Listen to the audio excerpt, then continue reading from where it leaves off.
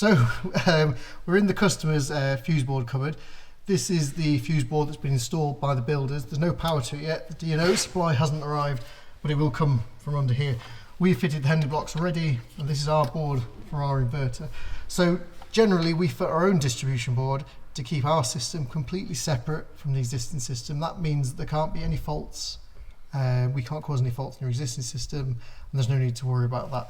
Also, it doesn't matter as much in a new build house, but in existing houses, the regulations will have probably changed since that fuse board was installed. Our fuse board always meets the newest regulations. So as you can see, no matter how tight or difficult or complicated a job, we can always manage to squeeze the equipment in, make it work. Ideally talk to us at the beginning of your project. We can get the cables in before installation and plasterboard goes on.